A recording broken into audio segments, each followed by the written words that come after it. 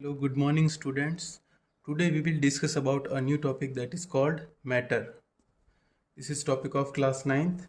So there are various definitions related to matter, but the most common definition that is existed in this scenario is matter anything which occupies space and have some mass. What is matter? Anything which occupies space and have some mass, that is known as matter.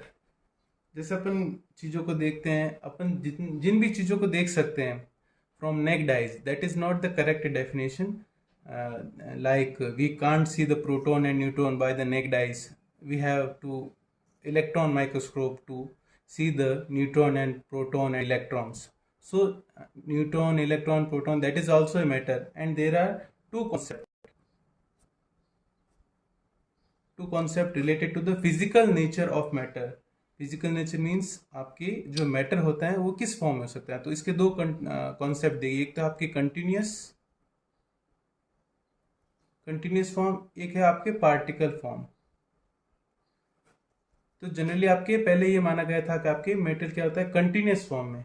Okay, but further आगे जो आपकी experiment हुए तो उससे पता चला कि matter का नेचर क्या है आपकी पार्टिकल फॉर्म. आज भी ये दो कॉन्सेप्ट चलन में है. कहीं पे आपके कंटिन्यूस फॉर्म यूज करते हैं, जैसे फ्लूइड मैकेनिक्स अपन पढ़ते हैं तो उसमें कंटिन्यूस फॉर्म यूज करते हैं. और जब अपन इलेक्ट्रॉन प्रोटॉन की माइक्रो डिटेल स्टडी करते हैं तो उसमें अपन कंटिन्यूस फॉर्म यूज करते हैं, क्योंकि इलेक्ट्रॉन और प्रोटॉन को अपन फर्दर आगे डिवाइड नहीं कर सकते. जबकि अपन जनरल साइंस में अप टू 10th और 11th तक भी अपन अगर बात करें तो मैटर का कौन सा अपन नेचर यूज करेंगे, particle form. We will discuss that matter is in the form of particle. Topic है कि हाउ स्मॉल पार्टिकल मैटर, यानी पार्टिकल के मैटर कितने स्मॉल है. वैसे तो अपने को पता है कि अपन इलेक्ट्रॉन, प्रोटॉन, न्यूट्रॉन इनको भी देखते हैं. इनकी साइज मतलब अंगस्ट्रम में होती है. अंगस्ट्रम मतलब 10⁻⁻10 की फॉर्म होती है. तो मतलब ये काफ़ी स्मॉल है. इसके रिलेटेड आपके एक एक्सपेरिमेंट में है, आप KMnO4 ले सकते हो. Crystal of KMnO4. KMnO4 क्या था, पोटेशियम पर मैग्नेट.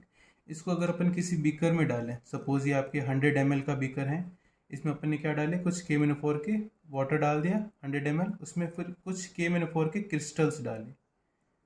तो अपन देखते हैं कि पूरा आपकी पिंकिश कलर का हो जाता है. किस कलर का हो जाता है, पिंक कलर का. और अगर इसमें से अपन 10 ml, कितना लेंगे अपन, 10 ml इसमें से अपन ये जो आपके कंसंट्रेटेड सॉल्यूशन इसमें से 10 ml लेंगे, उसको फर्दर 90 ml में ऐड करेंगे, तो इसका कलर भी कैसा हो जाएगा, आपके पिंक हो जाएगा. इस प्रोसेस को अपन एटलीस्ट 8 to 10 टाइम्स रिपीट करेंगे, तो लास्ट तक भी इसका कलर आपकी लगभग थोड़ा बहुत फेड हो जाए, लेकिन फिर भी क्या रहेगा, पिंक रहेगा. इसका मतलब ये क्या शो करता है कि आपके जो पार्टिकल ऑफ मैटर है वो काफ़ी स्मॉल है. इसीलिए इस प्रोसेस को अपन ने 10 टाइम्स रिपीट किया. मतलब आपकी कुछ KMnO4 के crystals large amount of water को क्या कर सकते हैं, पिंकिश करते हैं. किस लिए कर सकते हैं, क्योंकि उसके अंदर जो छोटा सा क्रिस्टल के अंदर भी बहुत सारे टाइनी पार्टिकल्स हैं. सो अपने को ये तो पता चल गया कि जो पार्टिकल के मैटर होते हैं दे आर वेरी स्मॉल. उसके बाद आपकी सबसे मेन टॉपिक इस चैप्टर का कैरेक्टरिस्टिक्स.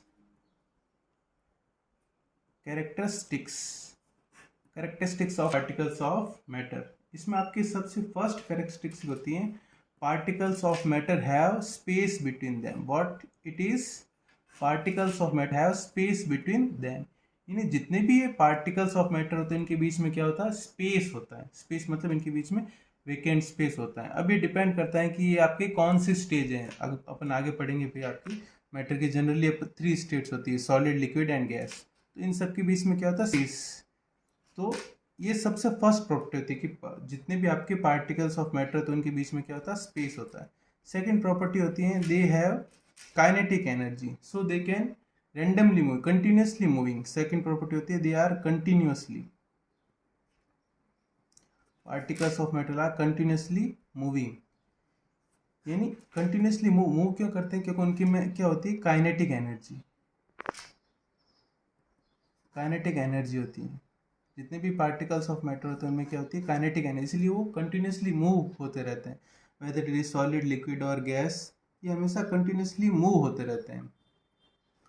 थर्ड प्रॉपर्टी होती है आपके जो पार्टिकल्स ऑफ मैटर होते हैं वो क्या होता है आपके, जैसे थर्ड प्रॉपर्टी जैसे आपकी होती है, particles of matter attract each other. क्या करते हैं, एक दूसरे को अट्रैक्ट करते हैं।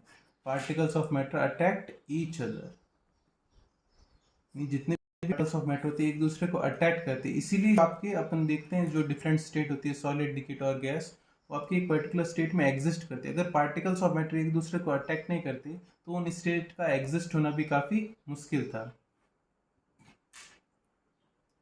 तो थर्ड प्रॉपर्टी होगी particles of matter attract each other. जैसे आपकी जो सॉलिड्स हैं, तो सॉलिड्स में क्या होता है आपकी, ये जनरली काफ़ी पास होते हैं, तो एक दूसरे को अट्रैक्टेंट फोर्स इनके बीच में क्या होता है, ज़्यादा होता है।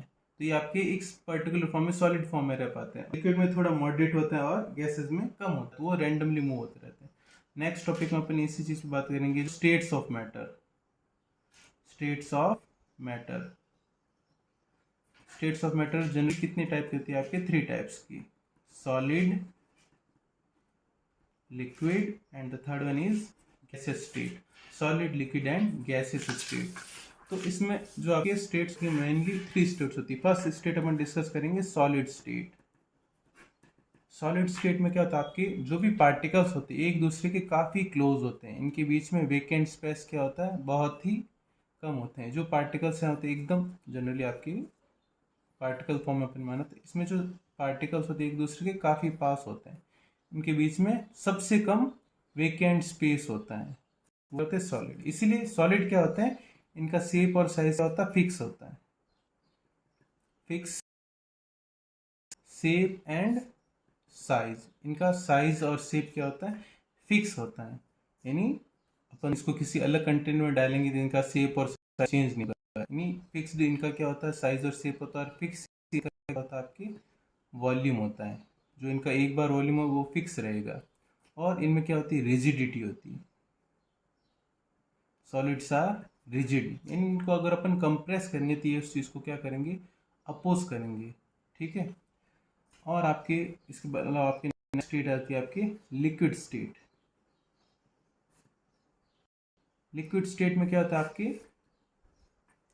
इनका वॉल्यूम, तो लिक्विड का क्या होता है, वॉल्यूम फिक्स होता है, बट शेप फिक्स नहीं होता है। शेप लिक्विड का कैसा होता है, अपन जिस भी कंटेनर में डाल देंगे उनका शेप क्या हो जाएगा, वैसा हो जाएगा। तो not fixed shape, shape is not fixed, इनका शेप फिक्स्ड नहीं होता है। And they are compressible, liquid को अपन कंप्रेस कर सकते हैं। As compare to solid we can compress the liquid. The third stage is gas state. Gas state में क्या होता है आपकी, इनका ना तो वॉल्यूम फिक्स होता है, ना ही आपकी शेप। यानी जिस पर्टिकुलर किसी कंटेनर या सिलेंडर में डाल देंगे तो पूरे सिलेंडर को ये घेर लेंगे। तो इनका ना तो वॉल्यूम फिक्स होता है, ना ही शेप फिक्स होता है। ठीक है। और दे आर कंप्रेसिबल, इनको काफ़ी कंप्रेस कर सकते हैं,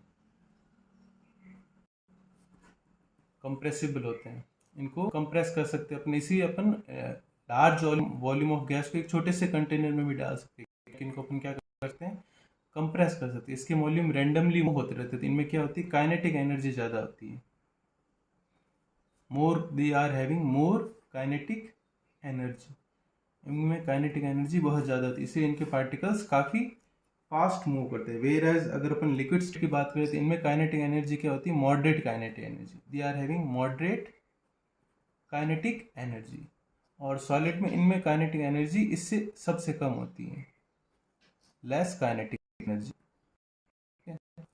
और अगर अपन बात करें, जैसे अपन इधर बात की थी, इनमें क्या होते हैं, पार्टिकल्स एक दूसरे के काफ़ी पास होते हैं, जबकि लिक्विड में क्या होता है, पार्टिकल्स थोड़े दूर होते हैं। एज कंपेयर टू सॉलिड थोड़े से दूर होते हैं इसमें। ठीक है। इसीलिए इनको क्या कर सकते हैं, कंप्रेस कर सकते हैं। इसीलिए अपन ने देखा होगा कि लिक्विड स्टेट में अपन, जैसे आपकी ये कोई कंटेनर सपोज, ठीक है, वाटर है, वाटर लिक्विड है, तो अपन इसमें शुगर ऐड करेंगे तो इसमें क्या है, वेकेंट स्पेस होगा, इसीलिए शुगर इसके बीच में जो वेकेंट स्पेस है उसमें क्या हो जाएगी, ऐड हो जाएगा। और थोड़ी देर बाद जो कंटेनर का लेवल होगा वो वापस सेम हो जाएगा।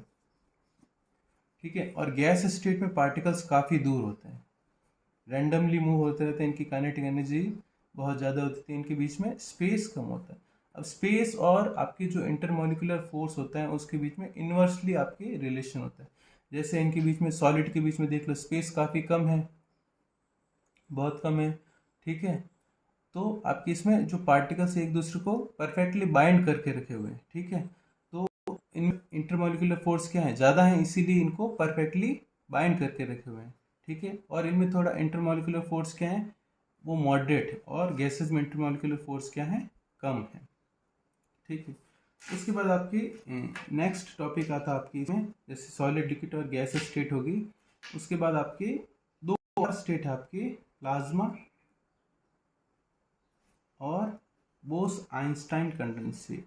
बोस आइंस्टाइन कंडेंसेट जनरली आपकी ये कोर्स, तो जनरली जो प्लाज्मा और बोस आइंस्टाइन कंडेंसेट है ये आपके कोर्स में नहीं है, बट फिर भी आपको नाम पता होना चाहिए कि मैटर की दो और अदर स्टेट्स भी होती हैं।